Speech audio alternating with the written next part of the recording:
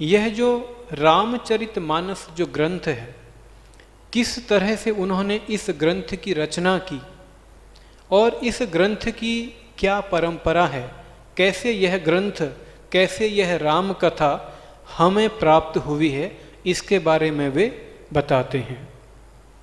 तो रामचरितमानस की जो रचना है, कहाँ कहाँ से गोस्वामी तुलसीदास जी ने श्री राम कथा का संकलन किया है, उसे वे एक श्लोक के माध्यम से बताते हैं। नाना पुराण निगम आगम सम्मतम यत्। तो यह जो रामचरितमानस ग्रंथ है, इस ग्रंथ की रचना के लिए उन्होंने कहाँ कहाँ से श्री राम कथा का संकलन किया है। सबसे पहले नाना पुराण, जितने भी पुराण हैं, 18 पुराणों में जहाँ कहीं भी भगवान श्री राम के चरित्र का वर्णन है, जहाँ कहीं भी उनकी कथा आती है, उस कथा को उन्होंने इस रामचरितमानस में संकलित किया। इसके अलावा नाना पुराण निगम, निगम का अर्थ है वेद, वेदों में भी श्री राम कथा का प्रसंग यत्र तत्र है, क्योंकि हम पढ़ते हैं चरितम रघुनाथस्य शतकोटि प्रविस्तरम। यह जो रघुनाथ जी का चरित्र है वह सर्वत्र विस्तृत है, वे चाहे पुराण हो या चाहे वेद हो। तो वेदों से भी जहाँ जहाँ राम कथा का वर्णन है, तुलसीदास जी ने वहाँ से उसे संकलित किया। इसके अलावा आगम, आगम का अर्थ है तंत्र शास्त्र। तो तंत्रों में भी जहाँ कहीं भी श्री राम कथा का वर्णन है, वहाँ से भी गोस्वामी तुलसीदास जी ने उन प्रसंगों का संकलन किया जो मानव जाति के कल्याण के लिए अत्यंत आवश्यक थे। और इसके अलावा रामायणे निगदितम, रामायण अर्थात वाल्मीकि जी के द्वारा रचित जो रामायण है, वहाँ से भी गोस्वामी तुलसीदास जी ने राम कथा के प्रसंगों को लिया है।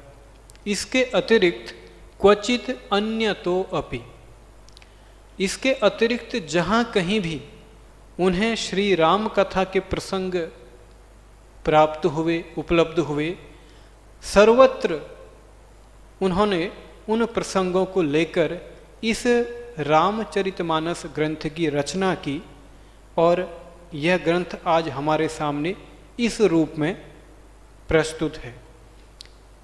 तो यदि हम ध्यान से विचार करें तो यह रामचरितमानस अपने आप में संपूर्ण ग्रंथ है। वेदों की बातें भी इसमें सम्मिलित हैं, पुराणों की बातें भी इसमें सम्मिलित हैं और तंत्र शास्त्र के जो सिद्धांत हैं वे भी इसमें संग्रहित हैं। और जहाँ कहीं भी श्री राम कथा के संपर्क में गोस्वामी तुलसीदास जी को जो तथ्य प्राप्त हुए, उन्हें भी उन्होंने इस रामचरितमानस में संकलित किया और इस ग्रंथ को एक परिपूर्ण ग्रंथ के रूप में मानव जाति के समक्ष प्रस्तुत किया। मन में प्रश्न उठता है कि उन्होंने ऐसा क्यों किया। अगली पंक्ति में लिखते हैं, स्वांतः सुखाय तुलसी रघुनाथ गाथा। यह जो श्री रघुनाथ जी की गाथा उन्होंने जनमानस के समक्ष प्रस्तुत की, उसका मूल उद्देश्य एक ही था, स्वांतः सुखाय, अपने अंतःकरण के सुख के लिए। अब आप फिर एक बार विचार कीजिए कि मनुष्य के अंतःकरण में कौन है। साक्षात परब्रह्म परमात्मा ही मनुष्य के अंतःकरण में विराजमान है। श्री राम ही मनुष्य के अंतःकरण में विराजमान है। तो गोस्वामी तुलसीदास जी कहना यही चाहते हैं कि मैंने भगवान की प्रीति के लिए इस ग्रंथ की रचना की, ताकि उनकी जो महिमा है, उनका जो महिमा मंडित चरित्र है, वह संपूर्ण मनुष्य जाति के समक्ष स्पष्ट हो जाए। तो स्वांतः सुखाय का अर्थ है अपने अंतःकरण में स्थित उन भगवान को प्रसन्न करने के उद्देश्य से ही तुलसीदास जी इस ग्रंथ की रचना करते हैं। स्वांतः सुखाय तुलसी रघुनाथ गाथा। और कैसे इस ग्रंथ की रचना करते हैं? भाषा निबंध मति मंजुल मातनोति। तो बड़ी ही परिशुद्ध भाषा में और बड़ी ही सरल भाषा में, जनमानस की भाषा में वे उन प्रसंगों को हमारे समक्ष प्रस्तुत करते हैं इस रामचरितमानस रूपी ग्रंथ के माध्यम से। तो यह रामचरितमानस के पीछे का एक प्रामाणिक इतिहास है जो गोस्वामी तुलसीदास जी स्वयं अपनी लेखनी के द्वारा रामचरितमानस में प्रस्तुत करते हैं। अब यह जो भगवान का चरित्र है, इसका लेखन बहुत दुर्लभ है, बहुत कठिन है, सभी के लिए संभव नहीं है। जिसके ऊपर भगवान की असीम अनुकंपा है, ऋषियों का आशीर्वाद है, संतों की असीम अनुकंपा है, उसी के लिए भगवान के चरित्र का लेखन संभव है। क्योंकि भगवान यदि स्वयं न चाहते तो तुलसीदास जी के लिए यह कभी भी संभव न होता। तो यहाँ वे इस ग्रंथ का लेखन इतना सहज कैसे हो गया, भगवान की रचनाओं को, भगवान की लीलाओं को इतनी सामान्य भाषा में रखना उनके लिए कैसे सहज हो गया, इसी बात को वे इस चौपाई के माध्यम से हमारे समक्ष रखते हैं। मुनि न प्रथम हरि कीरति गाई, तेहि मग चलत सुगम मोहि भाई। मुनि न प्रथम हरि कीरति गाई, तेहि मग चलत सुगम मोहि भाई। मुनि न प्रथम हरि कीरति गाई, तेहि मग चलत सुगम मोहि भाई।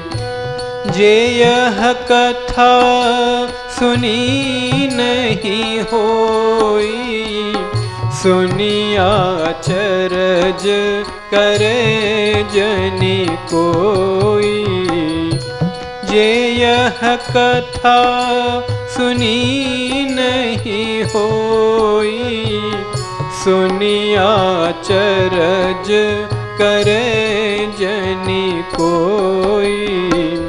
मुनि न प्रथम हरि कीरति गाई, तेहि मग चलत सुगम मोहि भाई। मुनि न प्रथम हरि कीरति गाई, तेहि मग चलत सुगम मोहि भाई। जे यह कथा सुनी नहीं होई, जे यह कथा सुनी नहीं होई, सुनिया अचरज करे जनि कोई। सुनिया अचरज करे जनि कोई, सुनिया अचरज करे जनि कोई। गोस्वामी जी कहते हैं कि यह जो ग्रंथ लेखन इतना आसान हो गया, तो इसमें आश्चर्य करने की कोई बात ही नहीं है। और मूल कारण में वे बताते हैं कि संतों ने जिस पथ का अवलंबन किया, ऋषियों ने जिस मार्ग का चयन किया, जिस मार्ग से उन्होंने ईश्वर की प्राप्ति की, मैंने केवल उन संतों का अनुसरण किया। मुनि न प्रथम हरि कीरति गाई। आदि कवि वाल्मीकि जी की बात करते हैं कि सबसे पहले उन्होंने श्री राम की जो गाथा है, उनकी जो कथा है, उसका वर्णन किया। और मैंने भी उन्हीं के जीवन का अनुसरण किया, संतों का अनुसरण किया, महात्माओं का अनुसरण किया कि कैसे उन्होंने ईश्वर की लीलाओं को जनमानस के समक्ष रखा। और जब उस मार्ग का अनुसरण किया तो धीरे धीरे श्री रघुनाथ जी की जो दिव्य लीलाएं थी, वे सब की सब अंतःकरण में चित्राकार हो उठी, अंतःकरण में जीवंत हो उठी। और मैं अपने अंतर नेत्रों से उन्हें देखता रहा और लेखनी से उन्हें लिखता रहा। और इस दौरान सब समय भगवान की असीम अनुकंपा को हृदय से अनुभव करता रहा। तो यह जो है ग्रंथ लेखन की बात वे कहते हैं। और वे यह भी कहते हैं कि इस कथा के श्रवण से यदि किसी की मनोकामनाएं पूर्ण हो जाती हों, किसी के जीवन में पुण्य का संचय हो जाता हो, किसी के जीवन के पाप नष्ट हो जाते हों और व्यक्ति का हर तरह से कल्याण होता हो, उसके जीवन में ज्ञान का संचार होता हो, उसके जीवन में भक्ति का प्रवाह बहने लगे, तो कोई आश्चर्य की बात नहीं है। यह श्री रघुनाथ जी के निर्मल यश गायन का सहज परिणाम है, सहज अभिव्यक्ति है और सहज फल है। क्योंकि इस दुनिया में ऐसा कुछ भी नहीं है जो भगवान की भक्ति करके श्री रघुनाथ जी के श्री चरणों में स्वयं को समर्पित करके न पाया जाए। तो इसलिए वे जनमानस के समक्ष इस बात को बड़ी प्रबलता के साथ रखते हैं कि इस बात पर आश्चर्य करने की कोई बात ही नहीं है। केवल कथा श्रवण मात्र से ही व्यक्ति की समस्त मनोकामनाएं पूर्ण हो सकती हैं। इसमें कभी भी कोई न आश्चर्य करे और न कभी कोई संदेह करे। तो इसीलिए ये बात उन्होंने इस चौपाई के माध्यम से श्री रामचरितमानस में लिखी है। अब इसके बाद एक अंतिम प्रसंग आज का हम लेंगे कि यह जो रामचरितमानस है, कैसे इसकी रचना हुई और किस क्रम में यह हमें प्राप्त हुआ। तो इन्हीं बातों को अभी हम चौपाई के माध्यम से देखते हैं। शंभु कीन्ह यह चरित सुहावा, शंभु कीन्ह यह चरित सुहावा, बहुरी कृपा करी उमहि सुनावा, बहुरी कृपा करी उमहि सुनावा, शंभु कीन्ह यह चरित सुहावा। शंभु कीन यह चरित सुहावा, बहुरी कृपा करी उमहि सुनावा। पिछले बहुत सारे सत्रों में इस बात को बार बार हम कहते आए कि यह जो रामचरितमानस है, स्वयं भगवान शंकर ने इस चरित्र की रचना की है। उसी बात को गोस्वामी तुलसीदास जी यहाँ दोहराते हैं और कहते हैं, शंभु कीन यह चरित सुहावा।